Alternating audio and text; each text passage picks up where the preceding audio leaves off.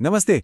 एक खाली बोरिंग सी बालकनी को बिल्कुल हरे भरे वर्टिकल गार्डन में बदलना किसी जादू से कम नहीं लगता, है ना? लेकिन सच कहूं तो इसके लिए किसी जादू की छड़ी की नहीं, बल्कि थोड़ी सी सही तकनीक और स्मार्ट साइंस की जरूरत होती है। आज के इस एक्सप्लेनर में हम यही डिकोड करने वाले हैं। हम देखेंगे कि गुरुत्वाकर्षण यानी ग्रेविटी जैसी बड़ी प्राकृतिक चुनौती को मात देकर एक शानदार और सक्सेसफुल वर्टिकल गार्डन कैसे तैयार किया जा सकता है।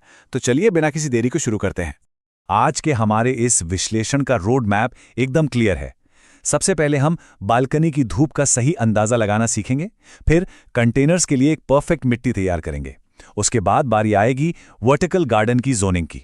फिर हम वर्टिकल स्ट्रॉबेरी उगाने के सीक्रेट्स जानेंगे और आखिर में बात करेंगे कीटो और बीमारियों से बचाव की। कुल मिलाकर ये एक पूरा ब्लूप्रिंट है जो आपकी इस बागवानी की जर्नी को एकदम आसान बना देगा।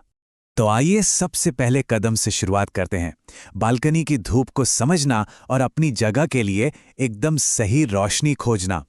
देखिए, कोई भी बीज बोने या नया पौधा घर लाने से पहले लाइट का सही इवैल्यूएशन करना सबसे क्रूशियल है। बिना ये जाने कि बालकनी में कैसी धूप आती है, पौधे सिलेक्ट करना फेलियर की सबसे बड़ी वजह बनता है। और मजे की बात तो यह है कि एक ही बिल्डिंग की दो अलग अलग बालकनियों में भी रोशनी का लेवल बिल्कुल अलग हो सकता है।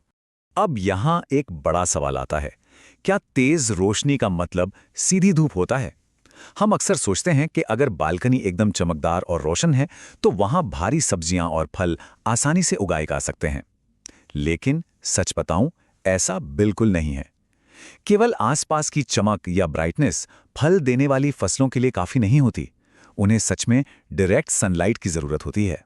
धूप को टेस्ट करने का एक बहुत ही सिंपल और मजेदार तरीका है, और इसके लिए किसी महंगे गैजेट की जरूरत नहीं है। इसे कहते हैं फर्श को छूने का टेस्ट।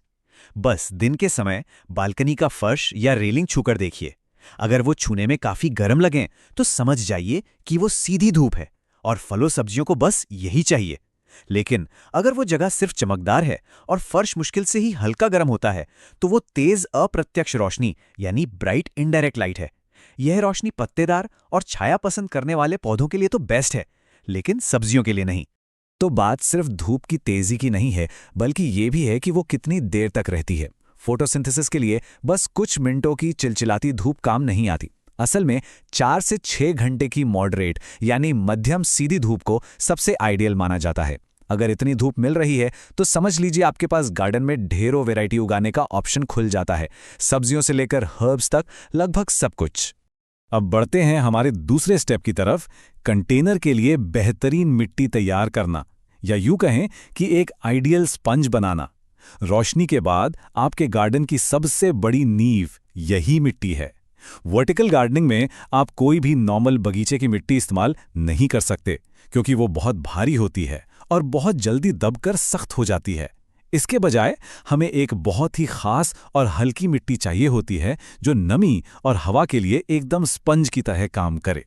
एक्सपर्ट्स की मानी जाए तो एक परफेक्ट कंटेनर मिट्टी की रेसिपी 3 बराबर हिस्सों से मिलकर बनती है। पहला 33% हिस्सा है कंपोस्ट का, जिसमें मुर्गी की खाद जरूर मिली होनी चाहिए। ऐसा इसलिए क्योंकि कंटेनर वाले पौधे नाइट्रोजन को बहुत तेजी से सोखते हैं। दूसरा 33% हिस्सा होता है परलाइट का।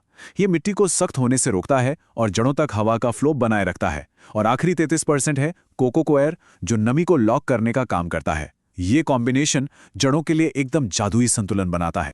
चलिए कोकोपीट या कोको कॉयर के बारे में थोड़ी और बात करते हैं, क्योंकि वर्टिकल गार्डनिंग में ये किसी सुपर हीरो से कम नहीं है।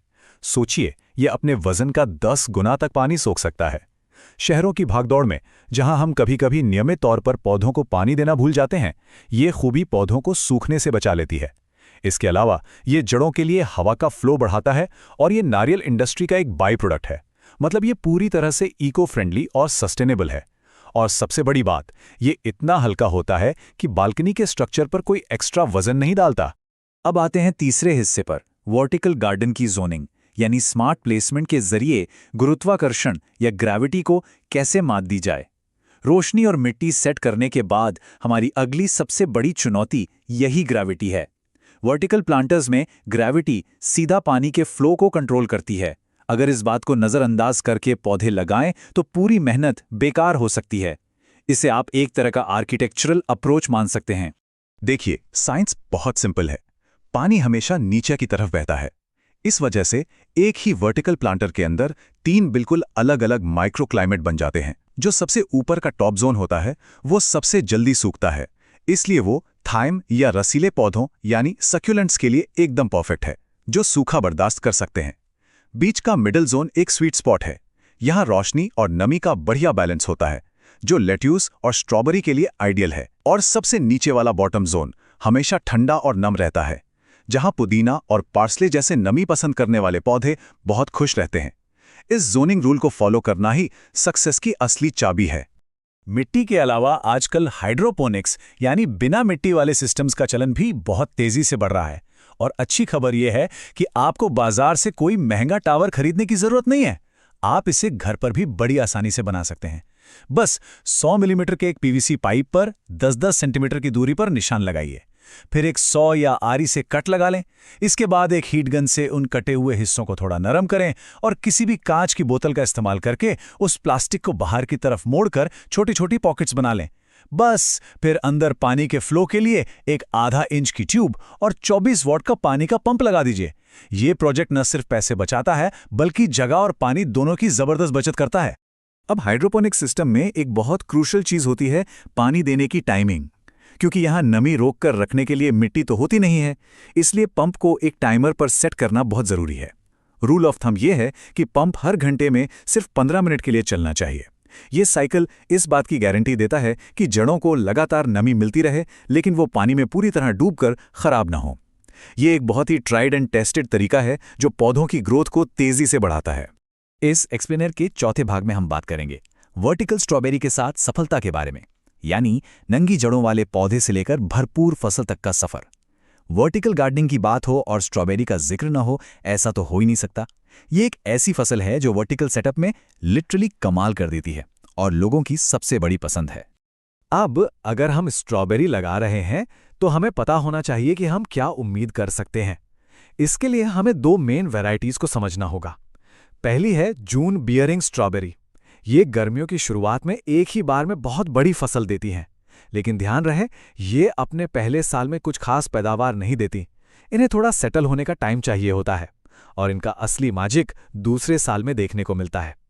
दूसरी तरफ होती है एवर बियरिंग स्ट्रॉबेरी। जैसा कि नाम से ही पता चलता है, ये आपको पूरे मौसम में वसंत से लेकर पतझड़ तक लगातार छोटी छोटी फसलें देती रहती हैं। अक्सर देखा गया है कि स्टार्टर पौधों के बजाय बेयर रूट्स यानी नंगी जड़ों वाले पौधे लगाना ज्यादा फायदेमंद होता है, लेकिन इन्हें लगाने का एक बहुत ही सख्त नियम है। सबसे पहले जड़ों को 30 मिनट पानी में भिगोएं। फिर जब आप इन्हें मिट्टी में रखें तो पौधे का क्राउन, जो वो हिस्सा है जहां जड़ें पत्तियों से मिलती हैं, उसे प्लांटर पॉकेट के किनारे के बिल्कुल बराबर रखना है। जड़ों को अलग करके एक छोटी सी खाई में रखें और मिट्टी से ढक दें।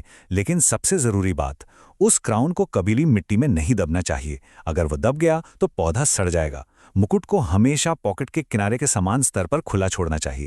और अब हम आते हैं अपने 5वें और आखिरी भाग पर, कीटों और बीमारियों से बचाव, यानी अपनी वर्टिकल फसल की सुरक्षा करना। देखिए, जब पौधे एक वर्टिकल सेटअप में इतने करीब करीब उगते हैं तो वहां कीड़े और बीमारियों का रिस्क थोड़ा बढ़ी जाता है। लेकिन अगर हम इन्हें जल्दी पहचान लें और सही एक्शन लें तो ये पूरी परेशानी आसानी से टाली जा सकती है। गार्डनिंग में एक तरह की विजुअल फर्स्ट एड किट दिमाग में रखना बहुत काम आता है। जैसे अगर आपको पत्तियों पर कोई सफेद सी परत दिखे तो समझ जाइए वो पाउडरी मिल्ड्यू है जो नमी से होता है। इसके लिए हवा का फ्लो ठीक करें और हर 7 से 10 दिन में नीम के तेल का स्प्रे करें।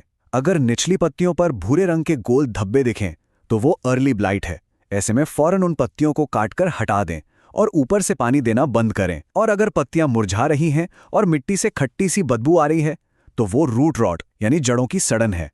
इसके लिए 3 भाग पानी में 1 भाग 3% हाइड्रोजन पेरोक्साइड मिलाकर डालें, जिससे मिट्टी में वापस ऑक्सीजन आ सके। सही समय पर उठाया गया कदम ही सब कुछ है। इन सब में एक बहुत ही कमाल का ऑलराउंडर उपाय है, नीम का तेल। ये फफूंदी और कीड़ों दोनों का एक साथ दुश्मन है। लेकिन एक छोटी सी टिप, पूरे पौधे पर स्प्रे करने से पहले हमेशा किसी एक पत्ती पर टेस्ट जरूर करें। और हां, इसे कभी भी चिलचिलाती तेज धूप में स्प्रे न करें, वरना पत्तियां जल सकती हैं। हमेशा सुबह सुबह जल्दी या फिर देर शाम का समय इसके लिए सबसे सेफ रहता है। वर्टिकल गार्डनिंग में सबसे ज्यादा दिल तब टूटता है जब आप ऊपर पानी डालते हैं और वो बहकर नीचे चला जाता है। जिससे ऊपर के पौधे सूख जाते हैं और नीचे वाले पानी में डूब जाते हैं। इसका रामबाण इलाज है धीमा और निचला तरीका, यानी स्लो एंड लो मेथड। ऊपर से एक साथ पानी उड़ेलने के बजाय एक पतले मुंह वाले वाटरिंग कैन का इस्तेमाल करें और हर एक पॉकेट में अलग अलग आराम से पानी दें। इससे मिट्टी को पानी सोखने का पूरा टाइम मिलता है और आपकी वो ग्रेविटी वाली प्रॉब्लम बिल्कुल खत्म हो जाती है। तो वापस आते हैं अपने सबसे पहले सवाल पर, क्या एक खाली बालकनी और एक भरपूर शहरी फसल के बीच सच में सिर्फ गुरुत्वाकर्षण की दीवार खड़ी है? बिल्कुल नहीं। जब आप सही जोनिंग करते हैं, सटीक तरीके से पानी देते हैं और परफेक्ट मिट्टी का इस्तेमाल करते हैं, तो यही गुरुत्वाकर्षण आपकी रुकावट नहीं बल्कि आपका सबसे बड़ा साथी बन जाता है। इस थोड़ी सी साइंटिफिक अप्रोच के साथ किसी भी खाली जगह को एक शानदार फलते फूलते वर्टिकल गार्डन में बदला जा सकता है। तो अब सोचने वाली बात बस एक ही है, आप अपनी उस खाली दीवार को किस हरियाली से सजाने वाले हैं? नमस्ते,